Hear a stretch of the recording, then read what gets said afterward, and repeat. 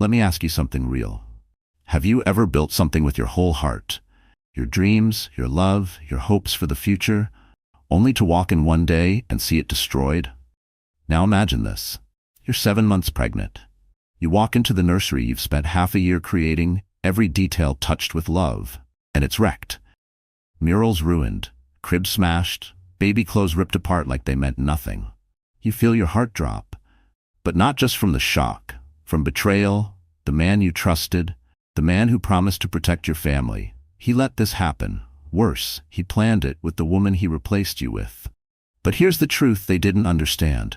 When you try to break a woman carrying life inside her, when you touch the space she's made for her child, you don't just awaken pain, you awaken power. Because a mother protecting her baby, that's a force nobody wants to mess with. And this woman, Olivia, she wasn't going to cry forever. She was going to rise. She was going to fight. And what she did next? It didn't just save her life, it exposed everything. So stay with me, because this story, it's not just about betrayal. It's about beating the odds, turning heartbreak into fire, and proving that when justice comes, it comes fierce. Trust me, you're not going to forget this. Those were Vanessa's exact words as she plotted murder. What she didn't expect was that Olivia had been recording every single word. If you're ready for one of the most shocking revenge stories ever told, where the betrayed wife doesn't just survive, she triumphs, then hit that like button, subscribe for more insane stories, and ring that notification bell. Because this tale of justice will leave you absolutely stunned. Let's dive into a story that proves karma isn't just real, it's ruthless. The late afternoon sun cast golden rays through the floor-to-ceiling windows of a luxury penthouse in downtown Seattle, illuminating what should have been the most beautiful room in the Morrison residence. Olivia Park Morrison stood in the nursery's doorway, the room she had spent 6 months lovingly creating, her hand resting protectively on her 7-month pregnant belly. Every inch of the space had been crafted with care. From the hand-painted murals of dancing animals on the walls to the custom crib, which had taken a master craftsman 3 weeks to finish. At 29, Olivia had the creative spirit that once made her one of the most in-demand interior designers on the West Coast, before she married Ethan Morrison 3 years earlier. Her soft Korean features were complemented by warm, intelligent brown eyes that sparkled with quiet passion. Now pregnant with their first child, she radiated the kind of glow that made people pause and smile. The nursery's palette, soft lavender, ivory, and pale mint, reflected her gentle soul and the dreams she carried for the little girl who would soon call it home. It was her masterpiece. Embroidered silk curtains with tiny stars framed the windows. An antique rocking chair sat beside the crib, where Olivia had spent countless evenings reading parenting books and picturing herself singing lullabies. The walls were covered in her own paintings, scenes of mothers cradling babies, whimsical forest picnics, and tiny adventurers under pastel skies. Ethan Morrison had built his fortune on children's dreams. At 36, he was the calculating, charismatic CEO of Tiny Eden, a luxury children's goods company valued at over $600 million. His stores spanned the U.S., offering everything from velvet bassinets to gold-trimmed bottle sets. Ethan had a tall, commanding presence that made people fall silent when he entered a room. Their life had once seemed like a dream. Weekend trips to Florence where he'd buy her rare children's books, surprise dinners in Kyoto, and heirloom jewelry gifted without occasion. The press dubbed them the Dream Duo, the gifted designer and the brilliant tycoon shaping the world of modern parenthood. But dreams, Olivia would soon learn, could turn into nightmares in just one afternoon. At 36, he was the brilliant and ruthless CEO of Tiny Eden, a luxury baby goods empire valued at over $600 million. His boutiques spanned the country, each one a sanctuary for elite parents seeking everything from gemstone-studded pacifiers to bassinets crafted from rare imported wood. Ethan was tall, sharply built, with the kind of commanding aura that could silence a room the moment he entered. Their life had played out like a fairy tale, whisked away weekends to Paris, where Ethan would surprise Olivia with antique baby garments from tucked-away ateliers, short getaways to Tokyo, selecting the softest silk for miniature kimonos, and diamond jewelry that sparkled almost as brightly as Olivia's smile when Ethan unveiled his next lavish gift. The press adored them. America's golden pair, they called them. The visionary designer and the entrepreneurial genius, crafting a world of luxury parenting together. But fairy tales, Olivia was about to discover, could turn into nightmares in the blink of an eye. The first crack in her perfect world appeared on a Tuesday evening in October. Ethan had been working late again, or so he said. These late nights had grown more frequent over the past few months, always explained away by mentions of the European launch or the final stages of their Southeast Asia expansion. Olivia had tried to be patient. She'd put her career on hold to focus on her pregnancy and preparing for motherhood. That evening, Ethan had left his laptop open on the kitchen island while he showered. Olivia hadn't planned to snoop, but a soft ding, an incoming email, caught her attention. She glanced over without thinking, then froze. The message was from Vanessa Ruiz, Tiny Eden's head of marketing. Olivia knew her well. A striking 26-year-old with cascading black hair, eyes like emerald glass, and the kind of figure that made people stop and stare. Vanessa was a star in the company, having grown their social media reach by 300% in just under a year. But it wasn't her credentials that stopped Olivia's breath. The subject line read simply, "Us." The preview said more. "Darling, I can't wait for you to leave that pregnant woman and start our real life together." With trembling fingers, Olivia opened the message. "Ethan, my love, I'm done hiding. I'm done pretending to care about your wife while she waddles around like this is some happy home. You told me you'd leave her after the baby came. But I want that now. I've given you the best year of my life, and I deserve more than stolen hours in hotel rooms. That baby doesn't need a father who doesn't love its mother.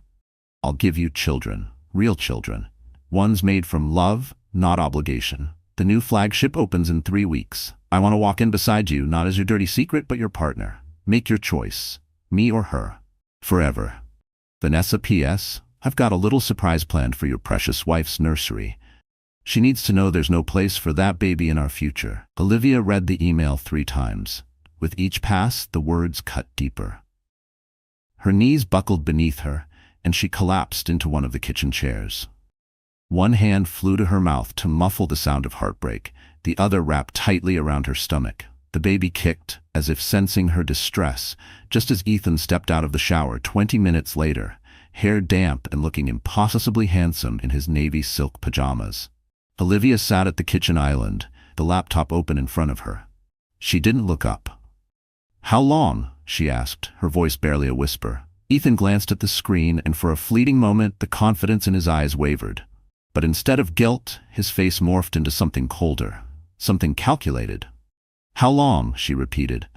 "Don't lie to me." "Not now." "How long have you been sleeping with Vanessa?" He didn't flinch. He walked calmly to the bar cart, poured himself a glass of whiskey, and took a slow sip before answering. 14 months. He said it casually, like he was commenting on the weather. Olivia's heart shattered. 14 months? Her voice cracked. That means you were with her when we conceived. You were with her through my morning sickness. You were with her when we heard the heartbeat for the first time." "Olivia, you're being dramatic." "Dramatic?" Her voice echoed off the marble surfaces, louder now, shaky with disbelief. "I'm 7 months pregnant with your child, and you've been having an affair for over a year." "Keep your voice down. The neighbors." "I don't care about the neighbors." Olivia stood up, her body unsteady under the weight of her pregnancy. "I care about my husband. I care about our marriage. I care about our baby." Ethan finished his whiskey and set the glass down with a sharp clink. "The truth is, Olivia, Vanessa understands my world in a way you never have. She understands business. She understands ambition. She doesn't just sit around painting clouds and nursery scenes." Each word hit Olivia like a knife. "Painting clouds?" Her voice trembled with anger. "Is that what you think I do? I built a successful design firm before I ever met you. I gave that up to support your dreams. I built this home for us." "And I appreciate that," Ethan replied, unmoved. "But Vanessa challenges me. She makes me want more. You make me want to settle." The word settle hung in the air like poison. Olivia felt like she might crumble. But something inside her, maybe the raw instinct of motherhood, held her upright. "What about our baby? What about the nursery I spent months building? What about everything we planned? Ethan's expression didn't soften. The baby will be fine. You'll be a good mother. But Vanessa and I, we're going to build something far bigger than you can imagine. That night, Olivia lay awake in their California king bed, listening to Ethan sleep peacefully beside her. As if nothing had happened, she stared at the ceiling, her hands slowly tracing gentle circles over her belly. "It's going to be okay, baby girl," she whispered. "Mommy will figure this out. Mommy will protect you." The next morning, Ethan left early. No goodbye, no note. Olivia had a prenatal appointment at 11, a routine checkup she'd been looking forward to. Ethan had promised he'd be there. She called his office, but his secretary said he was in meetings all day. Dr. Patel, Olivia's obstetrician, was concerned as he reviewed her blood pressure and elevated stress levels. "Mrs. Morrison, I really need you to take it easy. This kind of stress, it's not good for you or the baby." "I'm fine, doctor. Just some work tension," Olivia answered softly. "Maybe your husband can come to the next appointment. Partner involvement matters, especially as we get closer to delivery." Olivia forced a smile. "He's very busy with his company, but I'll ask." After the appointment, Olivia drove the long way through Green Lake Park. She needed time to breathe, to think, to figure out her next move. The maple trees lining the road were turning into brilliant hues of gold and scarlet. She tried to absorb the peace in their changing beauty, but the tranquility of the scenery barely touched the storm inside her. Her mind spun in loops. Images of Ethan's laughter, memories of their early days together, the warmth of his hand on hers when they first heard the baby's heartbeat. All of it now shadowed by the cold silence between them and the name she couldn't erase from her thoughts: Vanessa. She stopped at a small cafe near the waterfront and ordered a decaf latte, sitting by the window and watching young mothers stroll by with their babies tucked warmly into strollers. That's when she made a choice. She was going to fight for her marriage. She was going to confront Vanessa. She was going to remind Ethan of everything they had built and everything they still could. She wasn't going to let another woman rip her family apart before it had even begun. Because this wasn't just about a relationship anymore. It was about the life growing inside her, about protecting that life with everything she had, about not letting betrayal define the beginning of motherhood. Olivia arrived home at 3 p.m., more determined than she had felt since discovering the email. She climbed the stairs to the second floor, planning to take a short nap before Ethan returned. But as she reached the landing, she froze. Music was playing from the nursery. Not the soft lullabies or gentle piano pieces she'd curated for the room, but loud, abrasive pop music, its aggressive beat jarring against the sanctuary she had carefully crafted. Her chest tightened. She had locked the nursery before leaving, a habit she'd formed because that room meant everything to her. Who could be inside? She stepped toward the nursery door, which now hung slightly ajar. She pushed it open and gasped. Vanessa Ruiz stood in the middle of the room. Beautiful, yes, but terrifying in a way that felt almost unearthly. She wore a tight black dress, sharp heels clicking with menace against the hardwood. Her jet black hair spilled over her shoulders like a dark wave of poison. In her hand was a can of red paint. She was destroying everything. The murals Olivia had painted by hand were now smeared with crude, violent slashes. The word "unwanted" was scrawled in bold red strokes over the image of a mother holding her baby. The antique rocking chair was overturned, its embroidered cushions sliced open with what looked like a knife. Baby clothes were flung around the floor, shredded and soaked in paint. Olivia's breath caught. Every destroyed object was a piece of the future she had dreamed of. The violence in that room wasn't just vandalism, it was a declaration of war. But the worst moment came next. Olivia stood frozen as Vanessa picked up a hammer and swung it. It landed with a crack against the headboard of the custom crib, right where Olivia had carved tiny woodland animals into the wood. It splintered under the blow. "No!" Olivia cried, rushing into the room. "Stop, please stop!" Vanessa turned slowly, and her face twisted into a smirk of venomous satisfaction. "Oh look, the pregnant princess has returned." "Get out of my house!" Olivia shouted. "Get out of my baby's room." "Your baby's room?" Vanessa laughed, sharp and cruel. "Sweetheart, there's no place for your baby in Ethan's future. He's mine now. This whole house will be mine soon." Olivia looked around at the devastation, her hands trembling as she took in the scope of what Vanessa had done.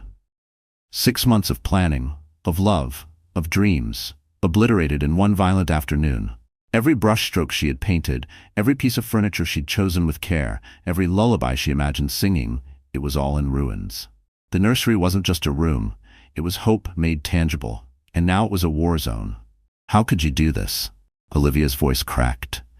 "How could you destroy something so innocent?" "Because I needed you to understand," Vanessa sneered. "Ethan chose me. Not you. Not your cookie-cutter domestic fantasy. Me." She stepped closer, her stilettos crunching on the broken pieces of the handcrafted mobile that had once gently turned above the crib. "He gave me a key to this place," she continued.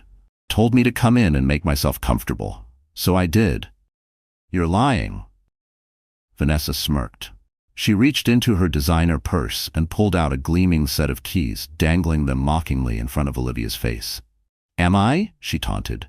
"These are real, sweetheart. Ethan gave them to me last week." She wasn't finished. Vanessa reached back into her purse with deliberate drama and pulled out a small black velvet box. She flipped it open to reveal a stunning diamond ring. Not an engagement ring, but something even more intimate. A push present. The kind husbands gave to mothers after childbirth. "He bought this for me," Vanessa said smoothly, her voice dripping with false sweetness. "For when I give birth to his real children, children who won't grow up knowing their father never loved their mother." The words landed like a knife. Olivia felt her knees weaken, the world tilting sideways. The air in the room turned thick, her chest aching from the weight of betrayal. She wanted to scream, to claw the ring from Vanessa's hand, to demand answers, but all she could do was hold on. Olivia swayed, her hand clutching the doorframe to keep from collapsing. Tears blurred her vision. "You're not pregnant," she whispered. "Not yet," Vanessa replied coolly. "But I will be. As soon as Ethan divorces you and makes me his wife, we'll build our perfect family, the family he actually wants." As if summoned by the tension, footsteps echoed up the staircase. Ethan appeared in the doorway, and for a brief second, he looked genuinely shocked at the chaos in front of him. His gaze swept the room. The red-smeared walls, the wrecked furniture, Vanessa standing in the middle of the wreckage with paint on her hands, and Olivia, trembling and leaning against the wall, crying silently. "Vanessa, what the hell did you do?" "I did what needed to be done," she replied, unbothered. "I made it clear there's no space here for her, or her baby." Olivia turned to her husband, eyes desperate. This had to be the moment he saw the truth. The moment he finally realized who Vanessa really was. Instead, Ethan crossed the room and put an arm around Vanessa's waist. Olivia's breath stopped. Her heartbeat thundered in her ears. Time slowed, and in that silence, everything became horrifyingly clear. He wasn't horrified. He was complicit. "You shouldn't have done this here," he muttered. "What if the neighbors heard?" Olivia's world shattered. His concern wasn't for her, or the child they were expecting, or the nursery she had poured her heart into. It was for what the neighbors might think. "Ethan," Olivia whispered, "look what she did to our baby's room, to everything I created for our daughter." Ethan glanced around, his expression barely changing, mild annoyance at most, as if someone had rearranged the living room without asking. "It's just stuff, Olivia. We can buy new things." "It's not just stuff," she said, voice breaking. "This was our baby's first home. These were the walls her baby would have stared at as an infant. This was the chair where Olivia had planned to nurse her daughter, to sing her to sleep." "Olivia, you're being hysterical," Ethan interrupted. "Pregnancy hormones make women emotional. Dr. Cohen warned us about that, remember?" Vanessa smirked, triumphant. "See, baby? She's exactly as dramatic as I told you she'd be." Ethan nodded, as if that confirmed some long-standing theory. "Vanessa's right. You always turn everything into some big production. This is just a room. We'll hire someone to fix it up again." "Fix it?" Olivia's voice broke into something closer to a scream. "She didn't just move some furniture around. She destroyed everything. 6 months of work. She destroyed things I made with my own hands, for our daughter." "Our daughter will be fine in any room," Ethan said flatly. "She won't remember what color the walls were." That single sentence, so callous, so casual, snapped something deep inside Olivia. She suddenly saw him clearly. The man she had married, The one she thought would hold her hand through parenthood and build a life beside her. He either no longer existed, or maybe he never had. Vanessa stepped forward, her expression painted in false sympathy. "Olivia, honey," she cooed. "This is actually a blessing in disguise. You get to start fresh. Maybe design a space that's a little more practical. You know, something that fits a single mother's budget." "Single mother?" Olivia whispered, her voice paper thin. Ethan shifted slightly, avoiding her eyes. "We need to talk about the future," he said. "About what's best for everyone." "What's best," Olivia replied, trembling with anger, "is for you to throw this woman out of our home, and remember that you have a wife and a baby on the way." "I have a company to run," Ethan said coldly. "Vanessa understands what's at stake. She's part of that world. You're just the woman who happened to get pregnant at a bad time." The words landed like punches. Olivia slid down the wall, lowering herself to the floor amid the destruction of everything she'd dreamed. She wrapped her arms around her belly, protective and small. Vanessa crouched down beside her, eyes gleaming with fake concern. "Oh, sweetie, don't cry. I'm sure you'll find someone, eventually. Someone more your speed." Then, with deliberate cruelty, she reached into her handbag and pulled out a photograph. She dropped it into Olivia's lap. It was an ultrasound image, just like the one Olivia kept in her journal. But this one had Vanessa's name printed on the top. "Surprise," she whispered, her voice sickeningly sweet. "I'm 6 weeks pregnant, with Ethan's baby, the child he actually wants." Olivia stared at the image, and in that moment everything fell into place. This wasn't just infidelity. It wasn't some passing mistake or a crisis of identity. This wasn't just betrayal. It was a hostile takeover of her home, her future, her identity. "The timing is perfect," Ethan said, his voice shifting into the cold, businesslike tone he used during board meetings. "Vanessa will have the baby 6 months after yours. We can raise them together, as a real family." "What about me?" Olivia whispered. "You'll figure it out. You're smart. You'll be fine." Vanessa stood and smoothed her dress with theatrical flair, as if brushing off invisible lint. "We should go, darling. I've got a massage at 4, and then we're meeting with the attorney about, well, you know." And just like that, they walked out, arm in arm, leaving Olivia sitting amid the ruins of what used to be her daughter's sanctuary. She heard them talking in the hallway, heard Vanessa's laughter chime against Ethan's deeper voice, heard the front door shut behind them as they left for their massage and their lawyer meeting. For a long time, Olivia didn't move. The baby kicked inside her, strong, rhythmic, a quiet message from within. "I'm still here, Mommy. I'm still counting on you." Slowly, painfully, Olivia began gathering the broken pieces around her. Not to clean, not yet, but to examine, to understand what had been taken, what had been stolen. As she lifted a jagged shard of the mobile, something caught her eye: Vanessa's purse. In her dramatic exit, she had left it behind. Peeking out from the half-zipped bag was a small voice recorder, the same model Olivia had once used during client consultations in her design work. The red light was blinking. It had been recording the entire time. Vanessa, in her arrogance, had documented her so-called victory. Every word, every threat. Olivia picked up the device, holding it delicately, like glass. And for the first time since that horrific email, she smiled. "Oh, Vanessa," she whispered to the empty, wrecked room. "You have no idea what you've just done." As the late afternoon light streamed through the damaged nursery windows, Olivia Park Morrison began to plan. She wasn't just a pregnant woman anymore. She was a mother under attack, and the world was about to learn. There is nothing more dangerous than a mother who has been pushed too far. The war had begun, and Olivia intended to win. That night, Olivia didn't sleep. She sat curled in the master bedroom's window seat, wrapped in a soft cashmere throw, staring out at the glow of the Seattle skyline. Behind her, Ethan slept soundly in their bed, completely unaware that his empire had just been handed a ticking time bomb. The recorder sat in Olivia's lap like a loaded weapon. She had listened to the file 17 times. Each replay peeled back another layer. Vanessa's false pregnancy test, her brag about manipulating Ethan into giving her access to company accounts, her step-by-step plan to erase Olivia from Ethan's life. "The idiot actually thinks her little paintings mean something." Vanessa's voice crackled through the tiny speaker. "Once I'm Mrs. Morrison, that pathetic art studio, gone, turning it into a wine cellar. And the nursery? Oh honey, that's going to be my walk-in closet. But the most chilling part came near the end. Vanessa, believing she was alone, outlined her final plan. Phase 1, complete. The nursery's destroyed and she's falling apart. Phase 2, get rid of her. Ethan's too weak to do it himself, so I'll have to make it look natural. A fall down the stairs. A pregnancy complication. It'll look like an accident. Olivia's hand moved instinctively to her belly, her fingers trembling. Vanessa wasn't just trying to steal her husband. She was planning to kill her. As dawn broke over Seattle, Olivia made a decision that would change everything. She wasn't going to run. She wasn't going to hide. She was going to fight with every tool she had, and she had more than Vanessa realized. Step 1. Information.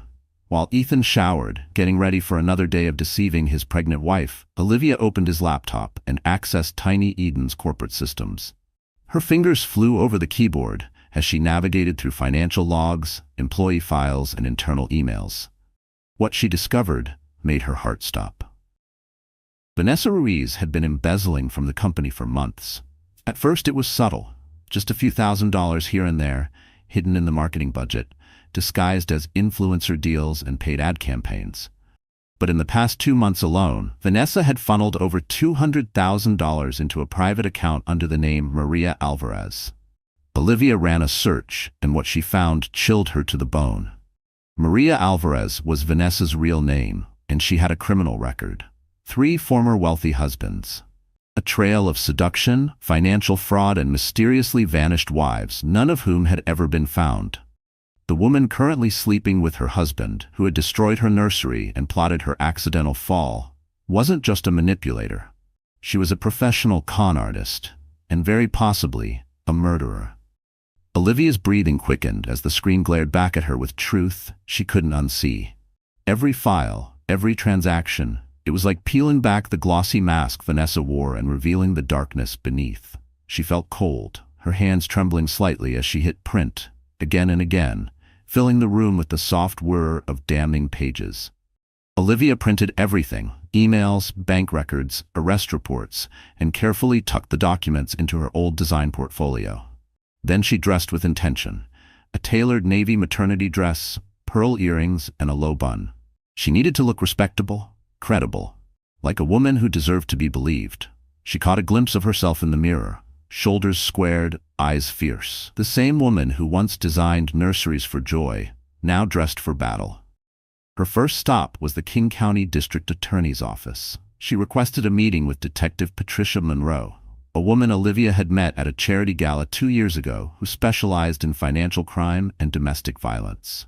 Detective Monroe listened closely as Olivia laid everything out: the audio recording, the embezzlement evidence, Vanessa's criminal past. The room grew colder as Monroe reviewed each document.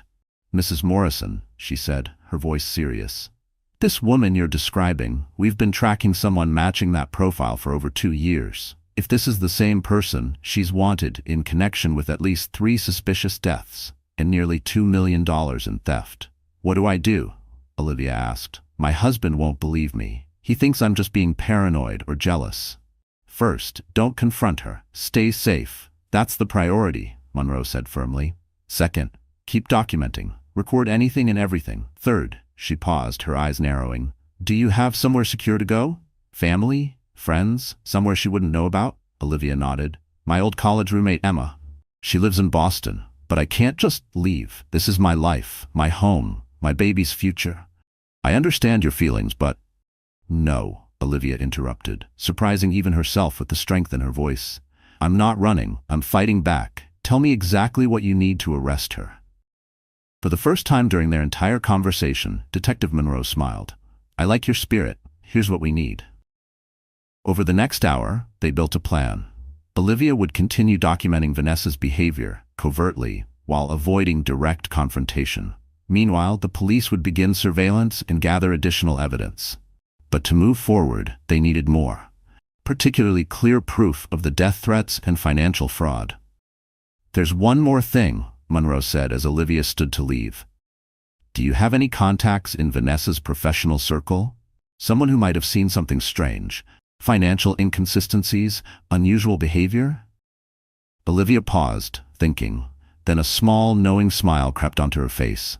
Actually, yes, I know exactly the right person. David Park had been in love with Olivia Park since their sophomore year at Columbia. 2 years older, majoring in business while she studied fine arts, he had spent countless hours studying in the library.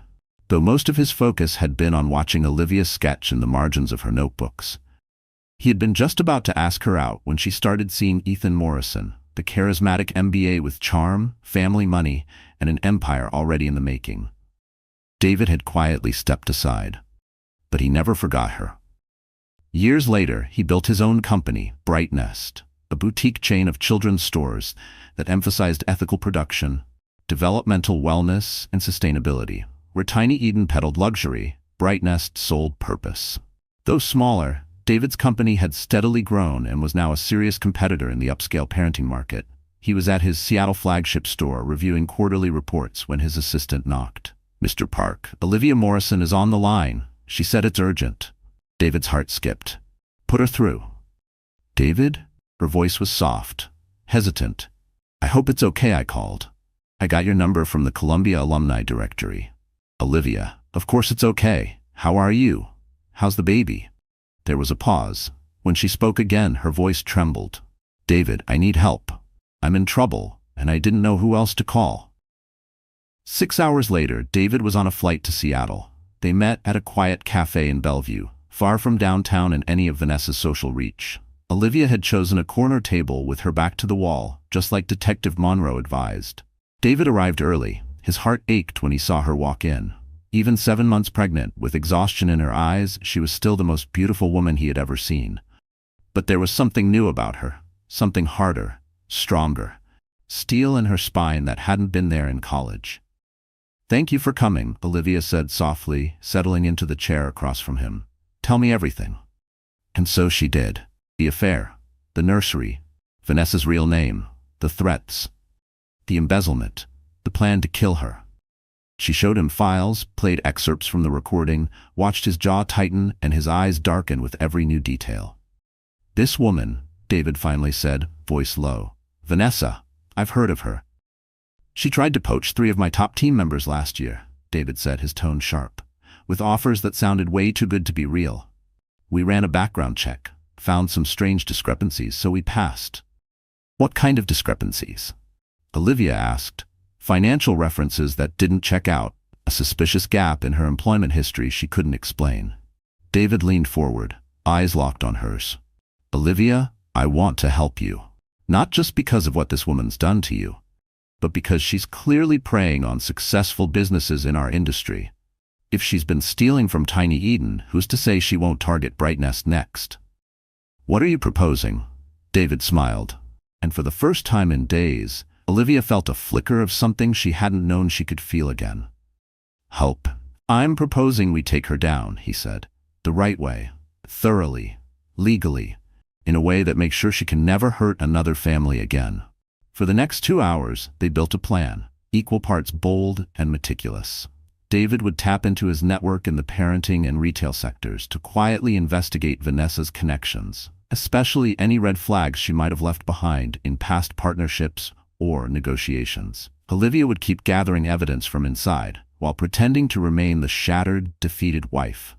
Detective Monroe would coordinate the official investigation and monitor Vanessa's movements. Once they had enough proof of the threats, the fraud, the identity theft, they would move in, at the exact moment when Vanessa Ruiz would be most exposed and least prepared.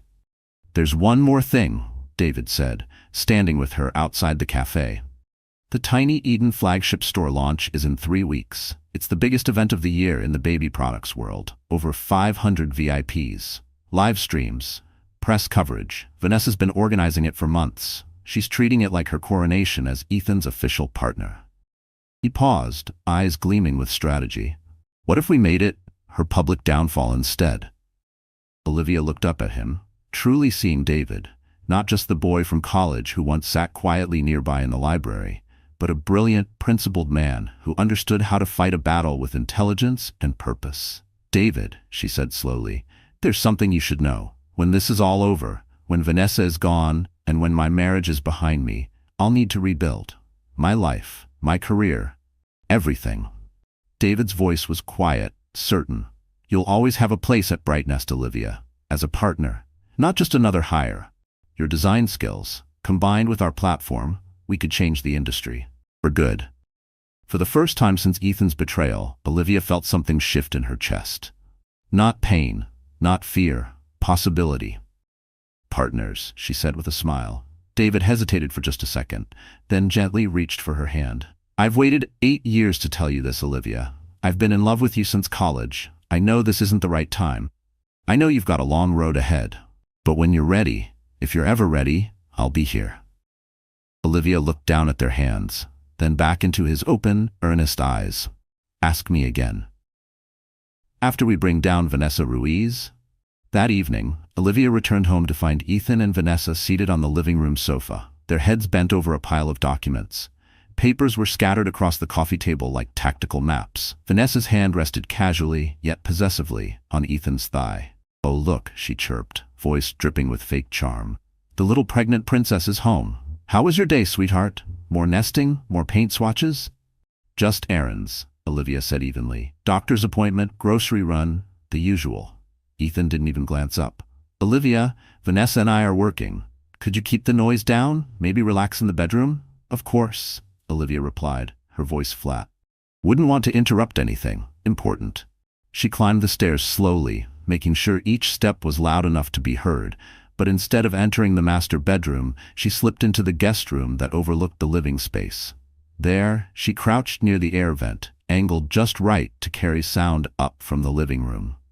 Vanessa's voice drifted through. "She's pathetic," she sneered. "Did you see how she just accepted being dismissed? No fight left in her. The pregnancy's made her soft. It's perfect. Makes the transition easier." Olivia's breath caught. It was like watching herself vanish in real time, erased from her own life by two people who once promised her everything. She clenched her fists to stop the shaking. This wasn't just betrayal. It was erasure. "Speaking of transitions," Vanessa continued, "did you get the divorce paperwork ready?" "My lawyer's finalizing it," Ethan replied. "I'll give it to her after the flagship launch. I don't want any distractions before the big day." "Good," Vanessa purred. "Because I've got a surprise planned for the launch. Something that'll make it clear to everyone who the real Mrs. Morrison is." Olivia's fingers trembled as she pressed record on her phone, her heart pounding as she captured every word.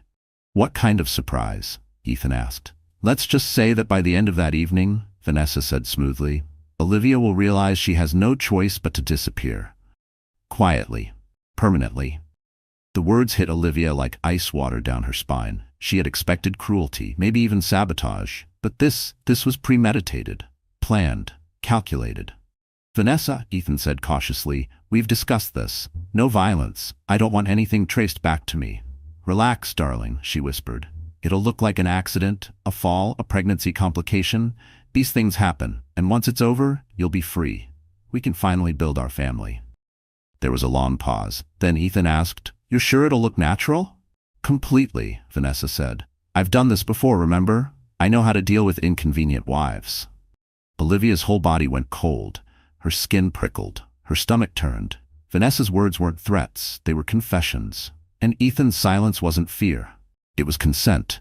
This wasn't just fantasy or manipulation. Vanessa was planning to kill her. And Ethan, the man she once trusted, the father of her child, was part of it. She crept back to the master bedroom, locked the door, and immediately dialed Detective Monroe's direct line. "Detective," Olivia whispered, her voice tight. "It's Olivia Morrison." "I just recorded them planning my murder," Olivia whispered into the phone. "And I think I know exactly when they're going to do it." 3 weeks. That was all she had. 3 weeks to gather enough evidence to bring down Vanessa and Ethan before they could erase her entirely. 3 weeks to protect her unborn daughter and build a life from the wreckage of the one being stolen from her. Olivia stood before the mirror in her bedroom. The woman who had once wept over betrayal was gone. In her place stood someone sharper, stronger, a mother at war. "Game on," she whispered. The baby kicked gently, as if to say, "We've got this." The morning of Tiny Eden's flagship launch dawned crisp and clear, an autumn morning so perfect it made downtown Seattle look like a Hollywood set. Pike Street had been shut down for blocks. Red carpets rolled over the concrete. Security barricades held back the sea of reporters and photographers gathered to cover what trade magazines were calling the parenting retail event of the decade. Inside the Morrison penthouse, Vanessa Reese stood in front of a gilded mirror applying the final touches to her makeup. She wore white, a sleek, custom-designed dress with elegant bridal undertones, cut to show off the slightest curve of what she claimed was her pregnancy bump. The dress had cost $15,000, charged to the Tiny Eden marketing budget under brand promotion. "You look perfect," Ethan said, adjusting his tux in the mirror beside her. "Everyone will know you're the real Mrs. Morrison after tonight." "Soon to be the only Mrs. Morrison," Vanessa replied, her smile both radiant and chilling. 3 blocks away, inside a plain hotel room, Olivia Morrison sat hunched over a laptop. Surrounded by Detective Monroe, David Park, and a federal task force, she was 7.5 months pregnant and trying to breathe through the discomfort of the chair. But adrenaline had taken over, her mind razor-sharp, her body humming with focus. She didn't feel like a victim anymore. She felt like a storm, building and gathering at the edge of the horizon. And tonight, she would make landfall. "Final comms check," Monroe said into her radio. "All units in position," came the replies. "Unit 1, eyes on the main entrance. Unit 2, surveillance equipment is up and recording. Unit 3, financial crimes team is standing by." David leaned in and handed Olivia a small, round device that looked like a makeup compact. "Push this if you feel unsafe. Our team will be inside in under 30 seconds." Olivia nodded, her hands trembling slightly. "I'll be fine. After tonight, Vanessa Ruiz will never hurt another person again." Monroe reviewed the plan one last time. "You'll enter the venue at exactly 8:30. The speeches will have started. Vanessa and Ethan will be on stage, taking credit, posing for the cameras. That's your cue." "And the evidence?" Olivia asked. "All here," David said, holding up a sleek USB drive. "Financial records, her criminal history, audio recordings of the murder plot, and the nursery destruction tape from the device she stupidly left behind. When you plug this into the store's presentation system, it'll broadcast on every screen in the building and stream live to every media outlet covering the launch." Olivia took the drive with careful hands, holding it like a match about to ignite an empire. Olivia nodded. Her heart thudded in her chest as she ran through every detail, again and again. Everything had led to this moment. She had spent 3 weeks building to this. 3 weeks collecting evidence, coordinating with the FBI and local law enforcement, and preparing herself for the performance of her life. "There's just one more thing," David said quietly, as the agents finished checking her equipment. "About what happens after tonight. About us." Olivia turned to him. "I know it's not the right time," he said quickly. I need you to know, whatever happens, whatever you need, I'll be here, as a partner, as a friend, or," he hesitated, "or whatever you'll allow me to be." Olivia looked at the man who had flown across the country for her, who had risked his business, his reputation, who had quietly loved her for 8 years and never asked for anything in return. "Ask me again," she said softly. "Tomorrow, when this is over." At exactly 8 p.m., the grand opening of Tiny Eden's flagship store began with theatrical flair. The 5-story retail palace just off downtown Seattle had been transformed into a fantasyland of childhood luxury, each floor designed to represent a phase of early development. Crystal chandeliers hung above bassinets fitted with organic silk sheets. A functioning carousel displayed the latest $3,000 strollers.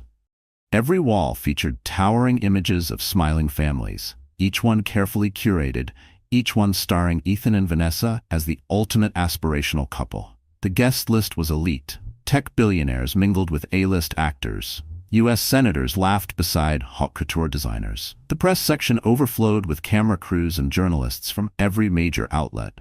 All eyes turned to the grand staircase at precisely 8:15. Ethan Morrison appeared first, perfect in his tailored tux, descending with deliberate elegance. The crowd erupted in applause. Behind him, Vanessa emerged in white. Her gown flowed like a red carpet fantasy, her hand posed over her stomach, a gleaming image of maternal grace. Cameras snapped furiously as she smiled, waved, glided down the steps beside Ethan. "Ladies and gentlemen, Ethan said into the wireless mic, his voice smooth and confident. "Welcome to the future of parenting luxury. Welcome to tiny Eden Pike Street." The room applauded. Vanessa stepped to the mic and placed her hand delicately over her abdomen, a subtle nod to the baby she was supposedly carrying, and smiled for the cameras. "This store represents more than just innovation," she said in her soft, perfectly rehearsed voice. "It represents the dreams Ethan and I share for our growing family."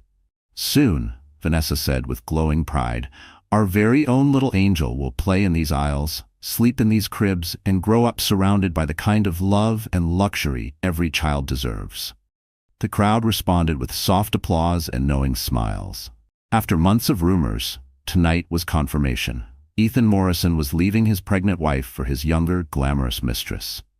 And this was their official unveiling as a power couple. "But before we continue," Ethan said smoothly, "I'd like to take a moment to thank someone very special. Vanessa Ruiz, my brilliant head of marketing, and the woman who made all of this possible." He turned toward her. "Vanessa, would you like to say a few words about our future?" Vanessa stepped forward, her entire being radiating victory. Her smile glittered beneath the lights as she leaned toward the mic. "Thank you all for joining us on this incredible night," she said. "Ethan and I aren't just building a brand, we're building a family legacy, one that will last generations." She paused, then added in a voice just sharp enough to cut glass. "And I want to be very clear, there's no room in our future for anyone who doesn't share our vision, our values, or our commitment to excellence." Everyone understood the message. The former Mrs. Morrison had just been officially erased. But Vanessa wasn't finished. "Some people might try to drag us backward, to cling to the past with jealousy and manipulation. But Ethan and I, we're moving forward, no matter what or who stands in our way." She placed a hand over her stomach and paused for effect. "In fact, I have an announcement. Ethan and I—" "Excuse me." The voice came from the back of the room, calm, clear, and perfectly audible through the flawless acoustics of the flagship store. Cameras turned, gasps rose from the crowd. Olivia Morrison stood framed in the doorway, backlit by the warm lights of Pike Street. She wore a deep navy silk maternity gown that highlighted, rather than concealed, her 8-month pregnancy. Her hair was pulled back into a sleek twist, and in her hand she held a slim silver USB drive. She was not the shattered, discarded woman Vanessa had expected. She was glowing, calm, and very much still present. "I'm sorry to interrupt," Olivia said, stepping into the room. The crowd parted instinctively, making way for her as she moved toward the stage. "But I think there are a few things these lovely people deserve to know before they get too caught up in the celebration." Ethan's face drained of color. Vanessa's polished smile faltered, just slightly, before snapping back into place. "Oh, Olivia," Ethan stammered into the mic, working to sound composed. "This is a private event," Ethan snapped. "You weren't invited." "I'm your wife, Ethan," Olivia replied evenly, "and this is my store too, at least according to the corporate documentation I've reviewed." She had reached the base of the grand staircase now, standing beneath the spotlight. Every camera in the room was turned toward the stage and her. "I think your guests deserve to know the truth," Olivia said, "about what they're really celebrating tonight." Vanessa stepped up to the mic, faced the picture of sympathetic concern. "Everyone, please, try to understand," she cooed. "Mrs. Morrison is under a great deal of stress. Pregnancy can be so destabilizing. It affects women's emotions, clouds their judgment." Soft murmurs spread through the crowd. Just as Vanessa had hoped, several people even nodded in sympathy. Poor Olivia. Classic hormonal breakdown. "You're absolutely right, Vanessa," Olivia replied, her smile calm and cutting. "Pregnancy does change a woman." She held Vanessa's gaze. "It makes her fiercely protective. It makes her willing to go to extraordinary lengths to protect her child. And when someone threatens that child—" She paused, staring directly into Vanessa's eyes. "That's when you find out just how dangerous a mother can be." Her voice didn't tremble, her hands didn't shake. This wasn't fear speaking, it was justice, sharpened by heartbreak and forged in fire. She raised the small USB drive. "I have a few things to share with you all. Some documents, some recordings, a bit of insight into the woman you're applauding tonight." "Security," Ethan barked, but it was too late. Olivia had already crossed the stage and plugged the drive into the store's central presentation system. Instantly, every screen in the 5-story showroom flickered, then displayed a digital dashboard of documents, arrest records, and audio files. "Ladies and gentlemen," Olivia said, now speaking through the event's sound system, "I'd like to introduce you to someone, Maria Santos." She gestured toward the massive display where Vanessa's mugshot appeared, along with a lengthy rap sheet. "That's Vanessa's real name. She's wanted by federal authorities in connection with multiple fraud schemes, over $2 million in embezzlement, and 3 suspicious deaths." Gasps rippled across the room. A few people stepped back from the stage. Even the security guards paused, no longer sure who they were meant to stop. "Stop it!" Vanessa shrieked, lunging for the console. "I wouldn't," Olivia warned calmly, "not with all these cameras watching." Then she clicked play. Vanessa's voice rang out, sharp and unmistakable. "I'm tired of hiding. Tired of pretending to respect that wife of yours while she waddles around playing house." The recording played on. Confessing the affair, admitting the fake pregnancy, bragging about manipulating Ethan and siphoning company funds. But the final clip was the one that silenced the entire room. From the living room recording 3 weeks earlier, Vanessa's voice returned, soft and calculating. "It'll look like an accident, a fall, a complication from the pregnancy. These things happen all the time," Vanessa's voice continued, playing through the store's sound system. "And afterward, you'll be free to marry me, to start our real family." Then Ethan's voice followed, cool and complicit. "You're sure it'll look natural?" "Completely natural," Vanessa replied with chilling calm. "I've done this before, remember? I know how to handle inconvenient wives." The room fell silent. 500 of the country's most powerful individuals had just heard Ethan Morrison and his mistress plotting the murder of his pregnant wife. There was a beat of absolute stillness, as if even the air had stopped moving. Shock rippled like a wave through the crowd. Champagne glasses trembled in hands that moments earlier had been raised in toast. Vanessa made a wild grab for the microphone. "They're lying," she shouted. "Those recordings are fake. She's jealous and trying to frame me." But Olivia was not finished. She pressed another button. The screens now filled with bank statements, spreadsheets, and routing records, clearly showing how Vanessa had embezzled funds from Tiny Eden. Hundreds of thousands of dollars siphoned off into shell accounts. Bogus marketing invoices, fake consulting fees. The data was irrefutable. Line after line of betrayal, flashing across screens taller than people. Every number told a story. Every dollar stolen was a dagger to the heart of the brand she had built from nothing. "The FBI has been investigating you for 2 years, Maria," Olivia said coldly, using Vanessa's real name. "Did you honestly think you could disappear after killing me the way you did your other husbands?" The guests recoiled. Horror replaced fascination. Reporters began shouting into phones. Photographers captured every detail. Hashtags started trending across every social media platform. Tiny Eden scandal, pregnant wife uncovers murder, justice in silk. Ethan stepped forward, trying to regain control. "Everyone, please, just remain calm. These files are clearly fabricated." "Are they, Ethan?" Olivia cut in, voice cutting through his. "Then you won't mind explaining to the FBI why you helped plan my murder? Why you gave Vanessa access to company accounts? Why you were living a double life while your wife carried your child and built your future?" At that moment, David Park stepped beside Olivia, having entered discreetly through a side entrance. "Ladies and gentlemen," he said, addressing the stunned crowd, "I'm David Park, CEO of Angel Dreams, and I'm pleased to announce that Olivia Morrison is now my business partner and co-owner of both Angel Dreams and Tiny Eden." A fresh wave of gasps swept through the crowd. Olivia smiled, turning to face them all. "That's right," she said. "While you celebrated Ethan and Vanessa's fake fairy tale, I was busy acquiring a controlling interest in this company. Every major investor pulled out once they learned about the fraud and the murder plot." Her voice didn't rise. It didn't falter. It was the voice of a woman who had been broken, betrayed, and had risen anyway. Ethan's jaw dropped.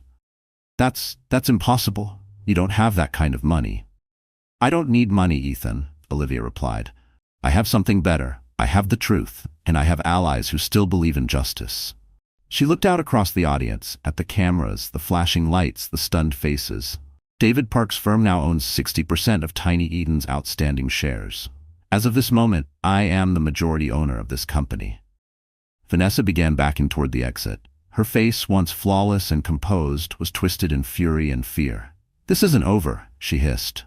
"You can't prove anything." "FBI," a voice thundered. "Everyone remain where you are." Federal agents swarmed into the store from every entrance, guns drawn, badges displayed. Detective Patricia Morrison appeared beside the grand staircase, lifting a bullhorn. "Maria Santos, also known as Vanessa Ruiz, you are under arrest for conspiracy to commit murder, wire fraud, embezzlement, and violations of federal racketeering laws."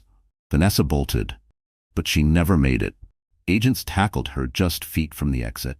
Her white designer dress ripped as she screamed and thrashed against the cuffs. And then Detective Morrison turned to the man who had once been Olivia's husband. "Ethan Morrison."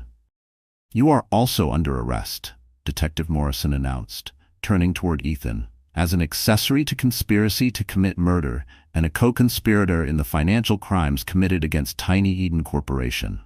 Ethan stood frozen on the staircase, eyes wide, disbelief overtaking his polished exterior. "This can't be happening," he stammered. "I'm Ethan Morrison. I'm a respected businessman."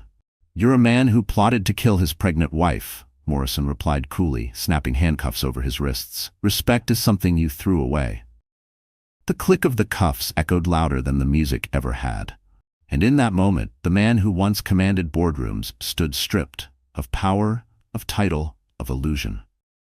As Ethan and Vanessa were led away by federal agents, the room remained silent for a moment. Then, from somewhere in the crowd, a single person began to clap. Then another. Within seconds, the entire store filled with thunderous applause. A full standing ovation from over 500 guests as flashbulbs captured the moment. Olivia Morrison stood on the grand staircase, one hand on her belly, the other in David's hand. Her baby kicked strongly, as if sensing their victory. The warmth of that small movement grounded her. It was a signal, not just of life, but of strength. Of everything they had overcome. "Ladies and gentlemen," Olivia said into the microphone, her voice steady and strong, "Tiny Eden will continue under new management." Cheers erupted. "We will be implementing policies based on real family values, honesty, and care for both children and parents. And we will be donating Ethan Morrison's personal profits from the past year to nonprofits supporting survivors of domestic violence." More applause. David stepped forward to the microphone. "Angel Dreams and Tiny Eden will merge to form the largest and most ethical children's retailer in North America." He smiled at Olivia. "Our first initiative, the New Beginnings program, providing training, resources, and safe housing for women escaping abusive relationships." Each word he spoke felt like bricks being laid for a new foundation. This wasn't just business, it was restoration. Of trust, of safety, of dignity for women who had been where Olivia had once stood. As applause swelled, Olivia felt another strong kick from her daughter. She smiled softly. Her little girl would never grow up in fear. She would inherit something far greater than wealth. She would inherit a legacy built on truth, compassion, and a mother's unyielding love. The nursery that had once been reduced to wreckage, it had become something more. The empire that had been built on deception was gone, and in its place, a new future was rising. Ethan Morrison and Vanessa Ruiz were taken into federal custody. Their empire? Gone. Their reputations? Shattered. And Olivia? She stood victorious, not just as a betrayed wife, but as a mother, a leader, and a symbol of everything justice could be when the truth finally came to light. 6 months later, sunlight poured into the floor-to-ceiling windows of the new Tiny Eden and Angel Dreams headquarters in downtown Seattle. Golden light bathed the sleek nursery suite where Olivia Morrison Park sat in a rocking chair, gently swaying back and forth. In her arms, 3-month-old Emma Grace slept peacefully. The room around them was serene, elegant, warm, and more beautiful than the nursery Vanessa had tried to destroy. Because this one had been built not just with love, but with victory. Instead of being tucked away in a private home, it now stood proudly on the executive floor of the merged headquarters. A symbol that mothers belonged in boardrooms and children weren't roadblocks to success. They were the very reason for it. Baby Grace was flawless in the way only babies could be. Curious eyes, soft smiles, and a presence that made every adult instinctively calmer. She had Olivia's fine features and David's composed demeanor, and right now, she was fixated on the handcrafted mobile of tiny stars and moons spinning slowly above her crib. It had been made by the same artisan who created the original, but this version was even more exquisite. The mobile spun gently, catching the soft morning light. Each golden thread shimmered like possibility, reminding Olivia how far they'd come from the nursery that had once been torn apart. "Good morning, little light," Olivia whispered as she gently brushed back Grace's dark hair. "Today's a big day. Today, your parents get to show the world what we've built together." The transformation of both Tiny Eden and Angel Dreams had been nothing short of revolutionary. Within 3 months of Ethan's arrest, the newly merged company had surged to become the most innovative and profitable children's brand in North America. The integration had eliminated waste, fused the strongest parts of both brands, and cultivated a corporate culture built on ethics and bold thinking. Olivia had proven herself an exceptional CEO. Her artistic insight, paired with David's strategic expertise, had reimagined everything from product lines to in-store experiences. They launched a sustainable nursery furniture collection that sold out weekly, and their New Beginnings initiative had already helped more than 500 women escape abusive relationships and find fulfilling work. The stock price had tripled. But more than the numbers, Olivia had built the life she had once only dreamed about. She had married David in a small, joyful ceremony at the Seattle Arboretum, with baby Grace as their flower girl, carried, of course, by David's sister. Now they lived in a penthouse overlooking Green Lake Park, with Grace's nursery offering views of trees, sunshine, and the laughter of children playing below. Each detail, the ceremony's intimacy, the sunlight filtering through the park trees, the softness of Grace's first blanket, had been a layer in the life she now called her own. A life built not from escape, but from reclamation. Most importantly, Grace would grow up in a home where she was never made to feel unwanted. She would be cherished, seen, and adored every single day. "Mrs. Morrison Park?" David's voice came from the doorway, still formal during office hours, though they'd been married for 2 months. "They're ready for the press conference." Olivia turned to look at her husband and felt the same quiet thrill she always did. David was everything Ethan had never been. Steady, compassionate, utterly trustworthy. A man who had stepped up, adopted Grace before their wedding, and made it clear that being her father was the highest honor he could imagine. "How do I look?" Olivia asked, rising carefully from the rocking chair. She wore a deep navy pantsuit, strong, refined, with a warmth that mirrored her role as both executive and mother. Her hair was swept into a classic twist, and around her neck hung the pearl necklace David had given her on their wedding day. "Like the most powerful woman in Seattle," David said with a grin, "and also the most stunning." They walked together through the executive floor, passing walls lined with images of families, empowering quotes about parenting and leadership, and framed articles chronicling the company's meteoric rise. As they passed, employees smiled, not forced smiles, but proud, genuine ones, because they were part of something meaningful now, a company run by people who believed in doing things right. The press conference was held in the main showroom of the flagship Tiny Eden, Angel Dreams store, the same location where Vanessa Rodriguez had been arrested 6 months prior. But today, the space pulsed with celebration, not scandal. Representatives from business journals, parenting publications, and major news outlets had gathered to hear Olivia announce the company's expansion plans. When Olivia stepped onto the stage, baby Grace in her arms, the press corps rose to their feet in applause. Her story, overcoming betrayal and surviving a murder plot, had captivated the nation, inspired millions of women, and completely reshaped public conversations about corporate ethics and family values. "Thank you all for being here today," Olivia began, her voice clear and unwavering. 6 months ago, I stood in this very spot as a pregnant woman, being torn apart by people I once trusted. Today, I stand here as a mother, a CEO, and living proof that justice, integrity, and love are more powerful than greed, betrayal, and evil. The crowd erupted in enthusiastic applause. Grace, nestled in her mother's arms, babbled happily under the lights and cameras. The baby's innocent sounds cut through the tension in the room like sunlight through a storm. It was a reminder to everyone watching that this wasn't just a press event. It was a victory lap for something far greater. When Vanessa Rodriguez destroyed my nursery, she believed she was destroying my future. When she planned to have me killed, she thought she was clearing the way for her own success. What she failed to realize is that mothers are the fiercest opponents on earth. Not because we're violent, but because we never stop fighting for our children. Olivia glanced down at Grace, who was now reaching for the microphone with her tiny fingers. In that moment, Olivia felt a wave of fierce pride. Her daughter would grow up knowing that her mother never gave in to fear, never bowed to injustice.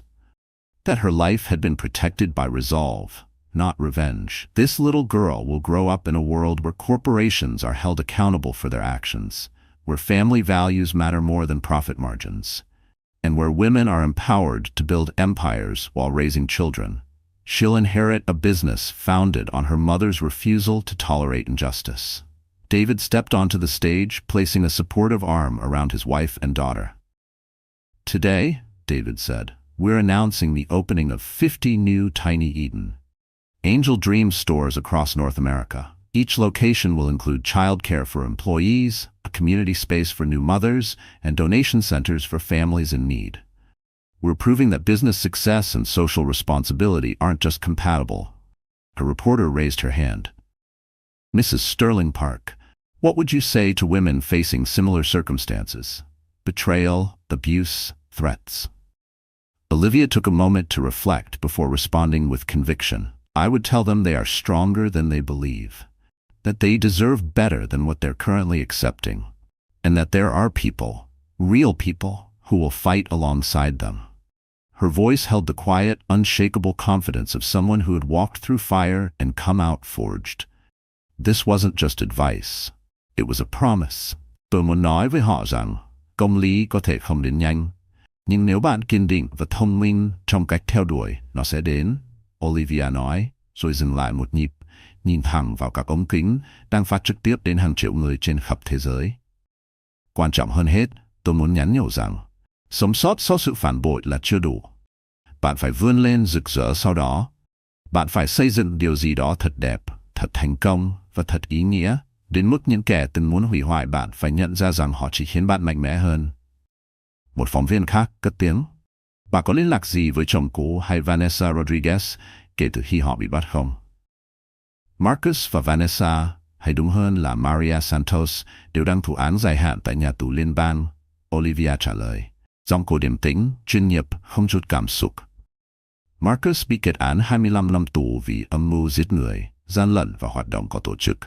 Maria Santos bị kết án tù chung thân không ân xá vì tội giết người, âm mưu giết người, lừa đảo và điều hành một đường dây tội phạm. Tôi nhận được một lá thư từ Marcus khoảng một tháng sau khi Grace chào đời. Anh ta xin lỗi vì tất cả và nói hy vọng con bé sẽ mạnh mẽ như mẹ nó. Tôi không hồi âm. Tôi và con gái đã bước tiếp. Chúng tôi không có ý định quay đầu nhìn lại. Một nữ phóng viên trẻ tuổi giơ tay. Bà có lời khuyên gì dành cho những phụ nữ trẻ, muốn vừa có sự nghiệp thành công, vừa có gia đình? Olivia mỉm cười, hôn nhẹ lên trên trán bé Grace. Tôi muốn nói với họ rằng, không chỉ có thể, mà còn rất quyền lực. Làm mẹ không khiến bạn yếu đi, mất tập trung hay kém tài năng trong kinh doanh. Nó khiến bạn mạnh mẽ hơn, tập trung hơn và không thể bị ngăn cản. Khi bạn xây dựng điều gì đó vì con mình, khi bạn tạo ra một thế giới tốt đẹp hơn để con thừa hưởng, sẽ không có giới hạn nào cho những gì bạn có thể đạt được. Buổi họp báo kết thúc trong tiếng vỗ tay vang dội. Khi phóng viên rời khỏi hội trường để viết bài, Olivia và David quay trở lại văn phòng cùng bé Grace. Cô bé bắt đầu buồn ngủ. Olivia ôm con vào phòng nursery trong tầng điều hành, ngồi vào chiếc ghế bập bênh quen thuộc, trong khi David kiểm tra lịch họp chiều. Cuộc họp hội đồng lúc 3 giờ, anh nói, ngồi xuống tay vịn ghế bập bênh. Nhóm kiến trúc muốn trình bày thiết kế cửa hàng flagship ở Chicago lúc 4 giờ, và bữa tối với nhà đầu tư từ dự án mở rộng London lúc 7 giờ. Olivia khẽ đáp, mắt vẫn dõi theo Grace đang lim dim ngủ. Và đâu đó trong những khoảng trống đó, em cần hút sữa, xem báo cáo quý và duyệt chiến dịch quảng cáo mới. Em biết không, David nói nhỏ, Hồi còn đại học, lúc anh ngồi thư viện nhìn em vẽ, anh không bao giờ tưởng tượng được rằng một ngày nào đó, chúng ta sẽ điều hành một công ty cùng nhau và cùng nuôi dạy một đứa trẻ. Changing the world together, Lily looked up at him with eyes full of love and contentment. Ask me again. Ask you what again? Nathan's face lit up with understanding. He slipped off the arm of the chair and knelt beside them, taking Lily's free hand in both of his. Lily Gardner Chen, you are the most extraordinary woman I have ever known. You're brilliant, beautiful, fierce, and kind. You're an incredible mother and an inspiring leader. Will you let me love you and Ava for the rest of our lives? Will you build this company with me, raise our children together, and show the world what a real partnership looks like? Yes, Lily whispered, tears of joy streaming down her face. Yes to all of it. Yes, forever. Nathan kissed her gently, then pressed his forehead against hers. I love you. I've loved you for 8 years, and I'll love you for 80 more. Ava stirred in her mother's arms, opening her eyes and looking up at the two people who loved her most in the world.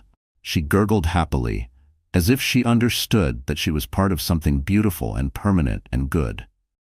That evening, as Lily stood in the nursery watching Ava sleep in her crib, she thought about the journey that had brought them to this moment.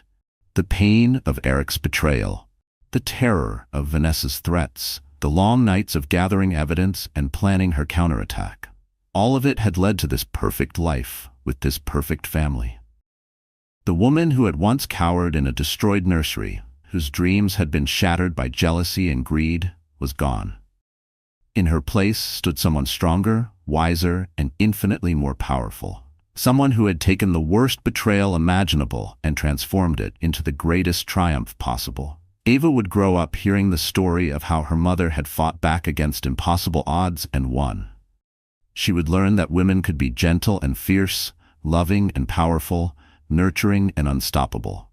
She would inherit not just a business empire, but a legacy of strength, justice, and the unshakable belief that good would ultimately triumph over evil. As Lily turned off the nursery lights and headed to her bedroom where Nathan was waiting for her, she smiled at the irony of it all. Vanessa Monroe had thought she was destroying Lily's future when she ruined that first nursery. Instead, she had awakened a sleeping giant. And now the whole world knew exactly what happened when someone was foolish enough to threaten a mother's child. They lost everything, and the mother won it all. So the story is over, our wonderful friends. Are you still here with me? If you are, then maybe, just maybe, something in this story touched your heart, lingered like a whisper that you couldn't quite shake. And if that's true, then let's hold this moment together and look at what it means for all of us, not just Olivia. This wasn't just a drama about betrayal and justice. It was a reflection of the quiet strength inside every one of us. Olivia's journey reminds us that healing doesn't always come in peaceful moments. Sometimes it arrives through fire. She lost everything. Trust, love, the dream of a family. And yet she rose. Not as the same person, but as someone braver, sharper, more certain of her worth. Maybe you felt like that before. Maybe you've stood in a moment where the people you trusted the most became strangers. Or maybe you've silently picked up the broken pieces of your life, unsure of how to begin again. If so, then let this be your reminder. You are not alone. As the philosopher Rumi once said, the wound is the place where the light enters you. And Olivia's story is full of those wounds, moments where pain opened the door to clarity, where injustice revealed purpose. To every woman, every mother, every person who's ever been underestimated, this story whispers, you are stronger than the silence that tries to hold you back. Your truth is power. Your love is revolution. If this resonated with you, if your heart stirred just a little, then please don't let it end here. Like this video, share it with someone who might need it today, and subscribe for more stories that remind us of the power we carry. Together, we're not just watching stories, we're remembering our own.